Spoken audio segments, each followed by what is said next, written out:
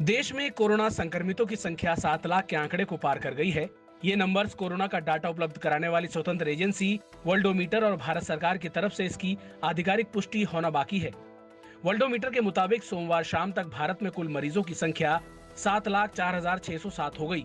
रविवार को ही भारत रूस को पीछे छोड़ दुनिया का तीसरा सबसे अधिक प्रभावित देश बन गया था और अब मरीजों की संख्या में ये और आगे निकल गया है। रूस में 6,84,000 मरीज हैं, जबकि भारत से ऊपर ब्राजील में 16 लाख और अमेरिका में सबसे ज्यादा 29,85,000 कोरोना के मरीज हैं। जहां एक तरफ चीन बातचीत करके मामले को निपटाने की बात कर रहा है, उधर पीपुल्स लिबरेशन आर्मी यानी पीएलए की अभी भी सीमा पर गतिविधि जारी है। खबर है कि चीन ने सीमा पर न सिर्फ अपनी पकड़ मजबूत की है, बल्कि विवादित जगह पर पोस्ट खड़े करके सर्विलांस कैमरे लगा दिए हैं। इसका मतलब अब पीएलए भारतीय सीमा की तरफ 24 घंटे नजर रखेगी। मीडिया रिपोर्ट के मुताबिक एलएसी पर दोनों देश अपने अपने क्षेत्र में कैमरे तो लगाते हैं, लेकिन खबर है कि चीन ने अभी भी कुछ कैमरे भारत की सीमा के अंदर भी लगाए हैं।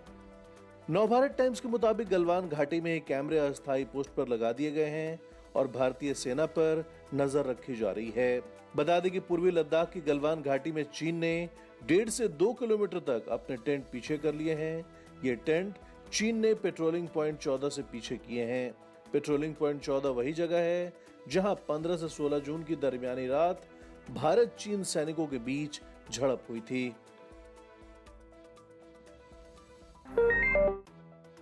भारत और चीन के तनातनी के बीच अमेरिका ने बड़ा बयान दिया है। व्हाइट हाउस के चीफ ऑफ स्टाफ मार्क मिडोस ने कहा है कि अगर भारत और चीन के बीच तनाव बढ़ता है और संघर्ष होता है तो अमेरिकी सेना भारत का साथ देगी। किसी भी परिस्थिति में हम भारत के साथ मजबूती के साथ खड़े हैं।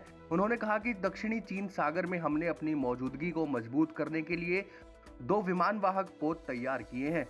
अगर स्थिति बिगड़ती है तो अमेरिका एक सुपर पावर होने के नाते शांत नहीं रहेगा।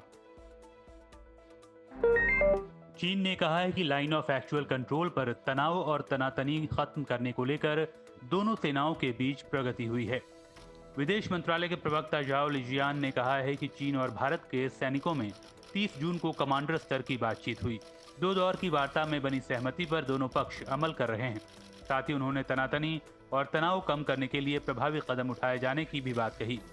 लिजियान ने यह जवाब उस सवाल के बाद दिया जिसमें उनसे भारतीय मीडिया में आई चीनी सैनिकों के पीछे हटने की खबर पर प्रतिक्रिया मांगी गई थी।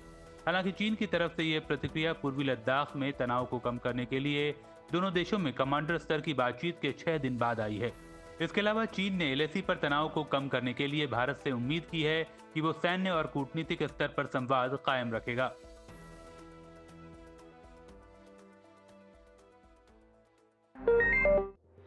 एनआईए ने आतंकवाद के एक मामले में पूर्व डीएसपी दविंदर सिंह और हिजबुल आतंकी सैयद नवीद समेत 6 लोगों के खिलाफ चार्जशीट दायर की है।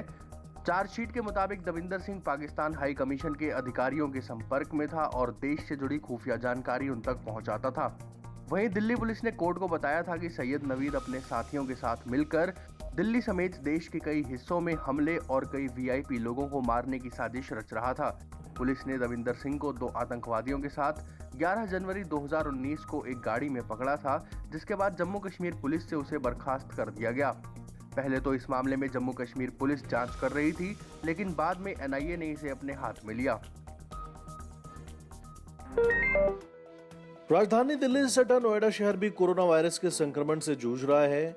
इसी बीच ग्रेटर नोएडा के शारदा हॉस्पिटल में काम कर रहे 4 डॉक्टर और 40 नर्सों ने बिना बताए नौकरी छोड़ दी। शारदा हॉस्पिटल जिले के कोविड-19 हॉस्पिटल में शुमार है। अब प्रशासन इस मामले पर सख्त है और 4 डॉक्टर और 40 नर्सों पर एफआईआर दर्ज करने के निर्देश दिए हैं।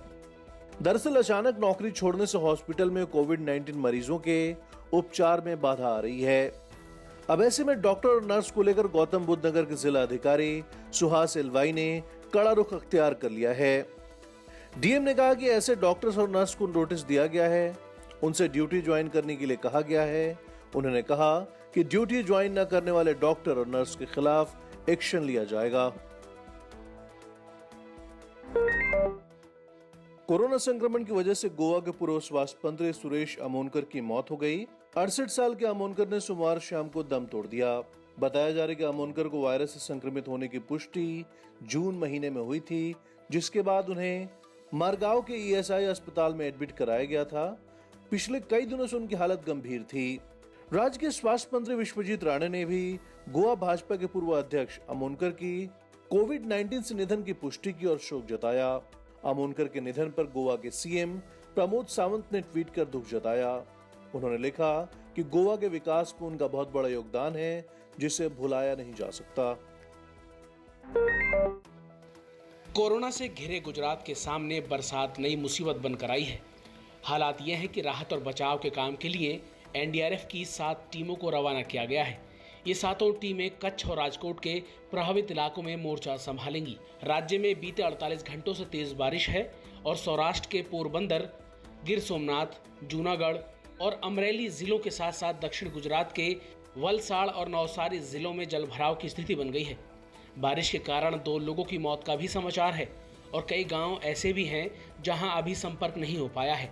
लिहाजा जानमाल के नुकसान का सटीक ब्यौरा फिलहाल उपलब्ध नहीं है। मौसम विभाग ने अभी बरसात के जारी रहने की बात कही है, जिसके बाद प्रशासन ने लोगों से एहतियात बरतने की अपील की है। कोरोना संकट के बीच अब अमरनाथ यात्रा की तैयारियां तेज हो गई हैं। 21 जुलाई से यात्रा शुरू हो सकती है। हालांकि अभी इसकी आधिकारिक घोषणा नहीं की गई है, लेकिन रविवार को अमरनाथ गुफा में दिव्य आरती और उपराज्यपाल जीसी मुर्मू द्वारा बाबा बर्फानी के दर्शन के बाद चर्चा तेज हो गई है कि जल्द ही आम लोगों के लिए यात्रा शुरू कर दी जाएगी। यात्रा को लेकर जम्मू कश्मीर प्रशासन ने सभी जरूरी तैयारियां भी शुरू कर दी हैं। प्रशासन के मुताबिक एक दिन में गुफा तक 500 श्रद्धालुओं को ही जाने की इजाजत मिलेगी और 55 साल से कम उम्र वाले श्रद्धालुओं को ही बाबा बर्फानी के दर्शन करने की अनुमति होगी। अभी इस नियम पर भी शीर्ष अधिकारी विचार कर रहे हैं। वहीं संक्रमण की स्थिति और गंभीरता को देखते हुए प्रशासन सभी श्रद्धालुओं की कोरोना टेस्टिंग कराएगा, जबकि बाहर से आने वाले श्रद्धालुओं को कोरोना की जांच करानी होगी। जब तक रिपोर्ट नेगेटिव नहीं आ जाती, उन्हें क्वारंटीन सेंटर में रहना होगा। हर बीतते दिन के साथ क्रिकेट फैंस के बीच आईपीएल सीजन 13 की उत्सुकता बढ़ती जा रही है। सोमवार को बीसीसीआई के अध्यक्ष सौरव गांगुली ने कहा कि देश को इस साल के आखिर या अगले साल की शुरुआत तक कोविड-19 महामारी को झेलना होगा, जिसके बाद उनके इस बयान से ये लगभग साफ हो गया है कि इंडियन प्रीमियर लीग यानी आईपीएल का आयोजन भारत में नहीं होगा। टेस्ट टीम के सलामी बल्लेबाज मयंक अग्रवाल के साथ बातचीत में भारत में कोरोना वायरस की स्थिति के बारे में पूछे गए सवाल पर गांगुली ने ये जवाब दिया। इसके अलावा सोमवार को न्यूजीलैंड ने भी आईपीएल 13 की मेजबानी करने की पेशकश की। इससे पहले श्रीलंका और यूएई भी आईपीएल की मेजबानी करने की बात कर चुके हैं।